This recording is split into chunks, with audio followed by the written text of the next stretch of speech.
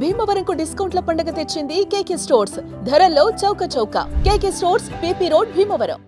किराना party के सामने कुछ चौकी से आदमी छोटी होते टैग हुआ मिसाइल टैग दो मिसाइल फायर हुए अभी। పాకిస్తాన్లోని కిరాణా హిల్స్లో ఏం జరిగింది, ఏం జరుగుతోంది? అక్కడ ఉన్న టాక్టికల్ న్యూక్లియర్ వార్ హెడ్స్ నిల్వలు దెబ్బతిన్నాయా?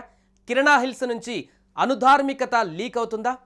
అమెరికా ప్రత్యేక న్యూక్లియర్ ఎమర్జెన్సీ విమానం పాకిస్తాన్లో ఎందుకు ల్యాండ్ అయింది? అనుధార్మికతను కొంతవరకు నియంత్రించగలిగే బోరాన్ నిల్వలతో ఈజిప్టుకు చెందిన విమానం ఇస్లామాబాద్కు చేరిందనే వార్తలు రావడంతో ఇప్పుడు కిరాణా హిల్స్లో ఏం జరుగుతుందో అన్న ప్రశ్నలు ప్రపంచ దేశాలలో తలెత్తుతున్నాయి.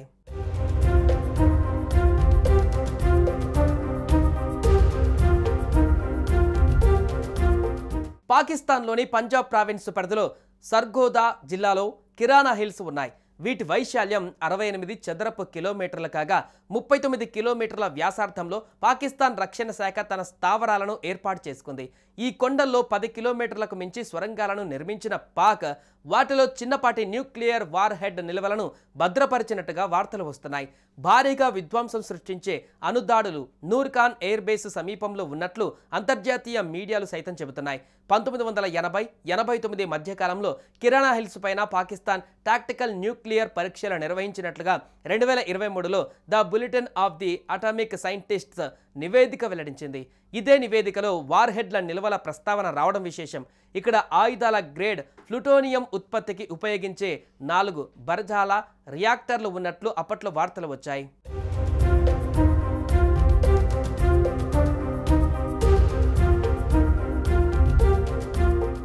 ఈజిప్టుకు చెందిన ఎయిర్ ఫోర్స్ విమానం ఒకటి బోరాన్ 10 ఐసోటోప్లతో మంగళవారం ఉదయం పాకిస్తాన్కు చేరుకుందని వార్తలు వస్తున్నాయి. అణుస్థావరాలలో రసాయన చర్యలను నిరోధించడానికి బోరాన్ను ఉపయోగిస్తారు.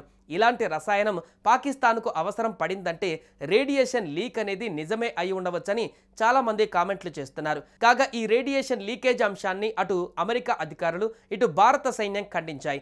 భారత క్షిపణుల దాడి తర్వాత రేడియేషన్ లీక్ అయిందన్న అనేక మంది సోషల్ మీడియా వినియోగదారులు పోస్ట్ చేశారు.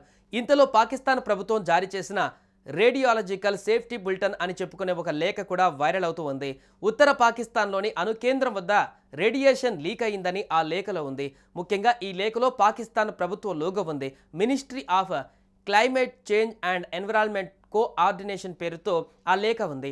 ఈ లేఖ మీద మే 13, 2025 అనే తేదీ ఉంది. అందులో మినిస్ట్రీ ఆఫ్ క్లైమేట్ చేంజ్ మంత్రిత్వ శాఖ పేరు మాత్రమే కనిపించింది.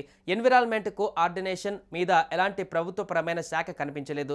వైరల్ అవుతున్న లేఖలో ప్రస్తావించిన ఈమెయిల్ చిరునామా nrsd@env.go.v.pk అని ఉంది. అయితే పాకిస్తాన్ ప్రభుత్వ ఈమెయిల్ ఐడీలు .gov.pkతో ముగుస్తాయి. @env.gov.pk అనేది రిజిస్టర్డ్ డొమైన్ కాదు. వైరల్ లేఖలో మాకు అనేక స్పెల్లింగ్ మిస్టేక్స్ కనిపించాయని వెల్లడవుతుంది. మొత్తంగా చూస్తే అణువాయువులు లీక్ అయ్యాయో లేదో ఇంకా స్పష్టంగా తెలియనప్పటికీ నూర్ఖాన్ ఎయిర్ బేస్ పైన దాడి పాక్ ఆత్మస్థైర్యం దెబ్బతిందని మాత్రం చెప్పొచ్చు. ఈ దాడి తర్వాత ఆ దేశ ఆర్మీ చీఫ్ 3 గంటల పాటు బంకర్లో దాక్కోవలసి వచ్చిందని తెలుస్తోంది.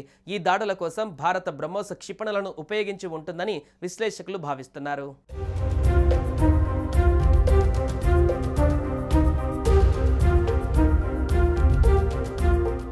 సుమన్ టీవీలో మీ పర్సనల్ అండ్ బిజినెస్ ప్రమోషన్స్ కోసం కింది నెంబర్కి కాంటాక్ట్ చేయండి.